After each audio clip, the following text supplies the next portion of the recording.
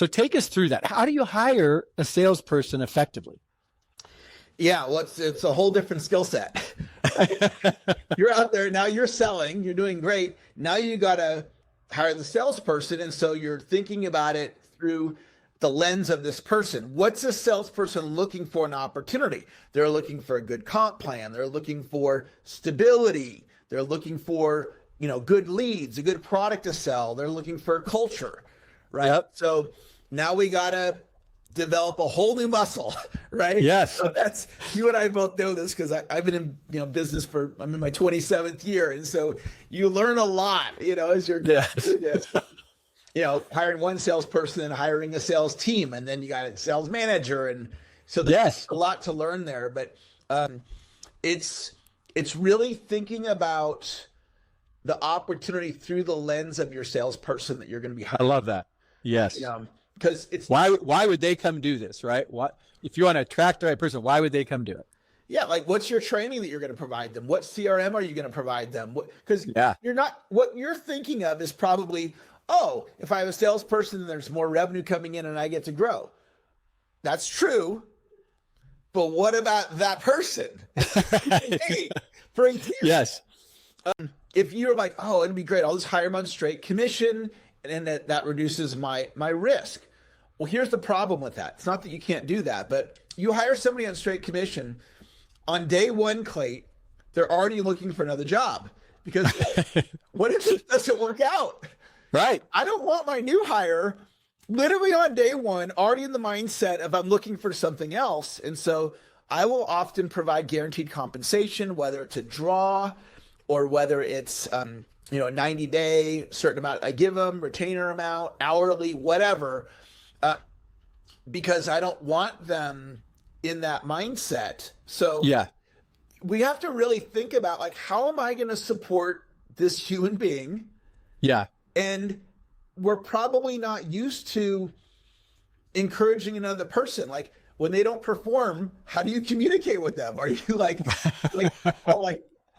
frustrated? You communicate your frustration, or are you supportive and nurturing? And do you have reasonable expectations? And have you documented what's their job description? What are you expecting? How are you going to communicate with them? Because now you've got this person that's going to be reporting to you, and they're going to need support. So these are all things that, you're not, unless you've had salespeople before, you're not going to know that. Well, and on top of all of that, you have learned how to sell, but you haven't learned how to teach other people to sell. And so it's all up in your head frequently. You haven't usually taken the time to get it out onto paper and say, okay, here's what happened. A lead comes in. We do A, B, and C, and then it moves to the next stage in the process, and we do D, E, and F, and then it moves to the next stage. And we don't tend to think that way. We just get leads and respond and react, and we're closing deals, right? That's what we do when we're founders that are selling. And so first you got to find a person who's got the right skill set. And by the way, that right person is not someone who's been in a really large organization as a salesperson. It's someone who's been in a relatively small organization similar to yours. One of the great things about laying out the stages of business is that you want to hire people who have proven recently that they're really good in the stage you're in and the next stage you're following. So if you're at 300,000 to $1 million, you want to hire salespeople who have been really good at 300,000 to $1 million and 1 to 3 million. You don't want to go hire someone that's got sparkling credentials from a Fortune 500 company. They're not going to work well in your business, and you're not going to be a good leader for them.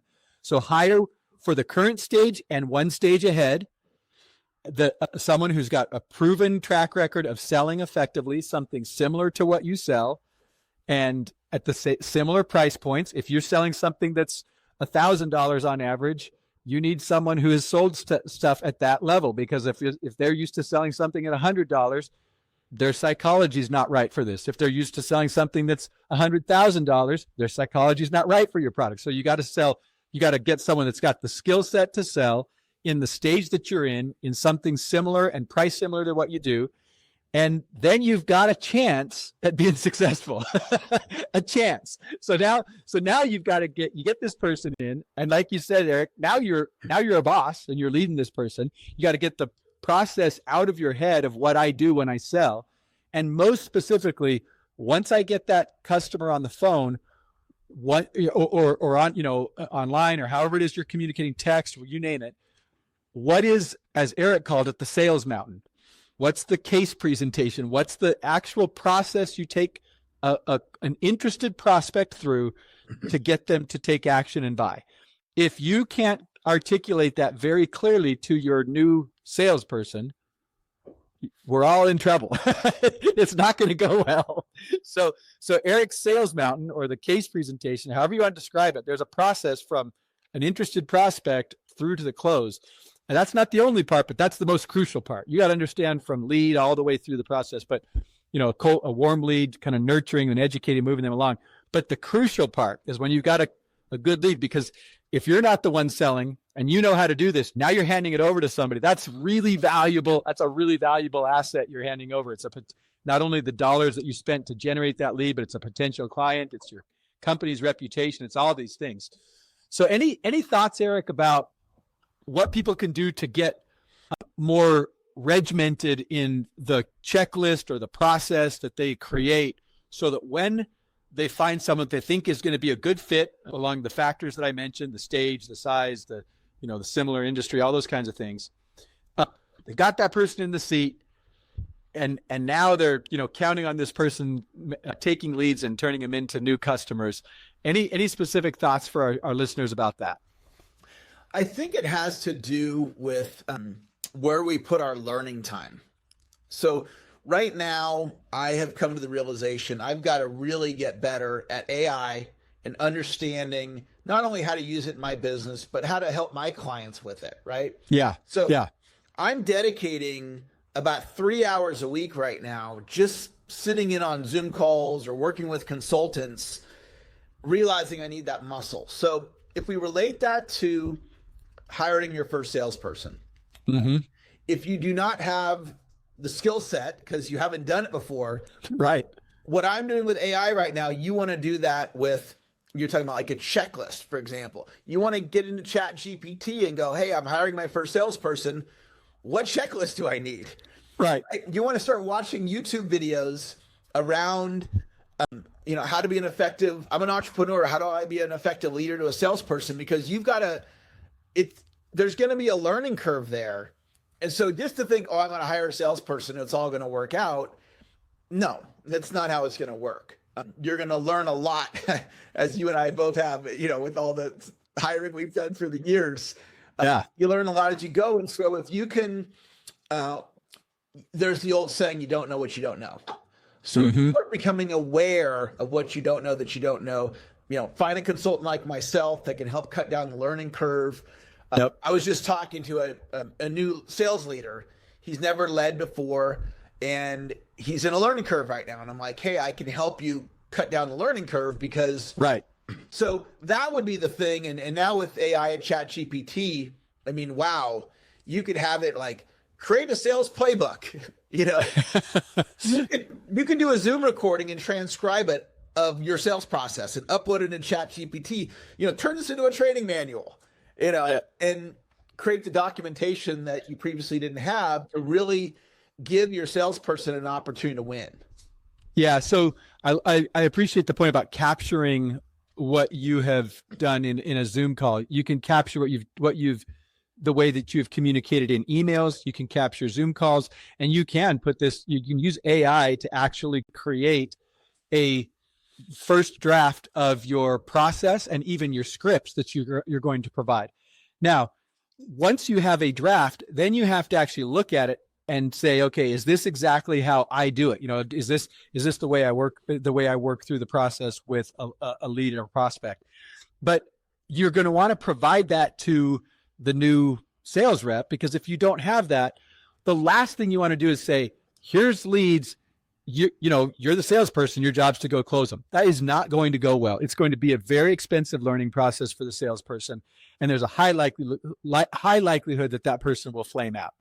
So the point that I wanted to make sure that we draw out for you, and Eric shared this, it's capturing what's in your brain, right? You got to take what's in your brain, and you can do that through recordings of calls. You can do that through emails that you've sent to prospects, and you can use AI to summarize that and create a first draft. Now, that's not your final draft that you're going to provide to your sales rep, but it will be a great starting point for you. Then you can kind of fill in the gaps and go, okay, here's what we do in our process, and here's what we say, and here's a first version of the script. Now, when you apply that version to the sales rep, the reason why it takes time to lead that sales rep is you're going to do a lot of back and forth on the refinement of that. And you're going to need to schedule time with the sales rep to go, okay, what'd you learn? How'd that go? And then you'll be like, oh yeah, that's right. I forgot. When I'm with a prospect, there's this part of the call that is really crucial for them to understand why they should have urgency in moving. It's those kinds of things that business owners, they start to do it by second nature, and they don't realize that it's a key part of the buying process that we've got to communicate in our selling process.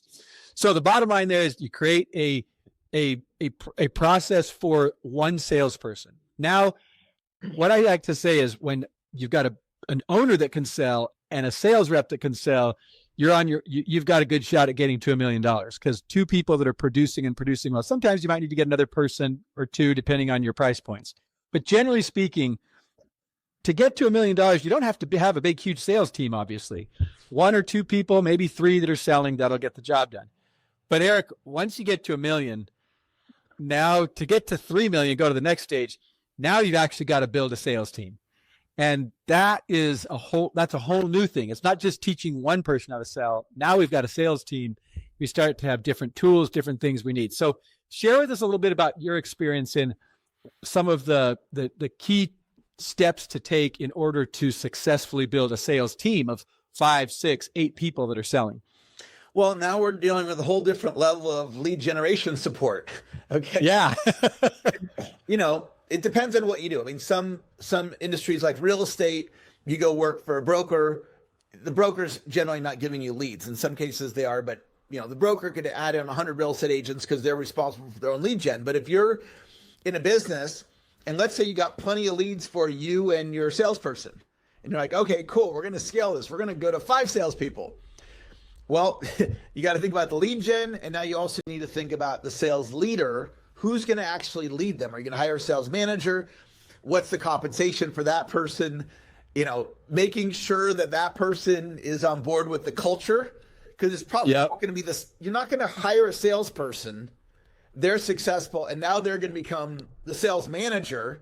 I mean, it's possible, but it's unlikely. I mean, a lot of people have tried that. It's not a recipe for success. Yeah. Successful salesperson. Now I'm going to make you a sales manager. We want to, bring on somebody that has sales management experience, that knows how to lead a team, and then are they going to fit in with your culture? Right? Right. Can you work with them? Do they like it? Do you like them? What's the compensation? What's the lead flow? Hey, Eric, let me ask you this. I've seen this over and over. You have too. The mistake that business leaders will make, you just called it out, where they'll take a good salesperson and turn that person into the sales leader. It almost always does not work out. Why doesn't that work out? Like help the audience understand why they should not try to do that, because it's irresistible. They've got this known quantity in Joe that sells effectively, and Joe a lot of times is pushing to be the leader. Yeah. Why doesn't it work out? And what would you say to help people avoid that crucial mistake? Well, let's just look at 2 basketball examples. Magic Johnson, arguably, undeniably one of the 10 greatest players to ever play basketball. Yeah. He was the coach of the Lakers, and most people don't know that because he didn't last. It was disastrous. And then you got Phil Jackson or Steve Kerr. Or Michael Jordan, frankly. Michael Jordan flopped as part of his problem is he's not good at relationships. When you're leading people, it's all about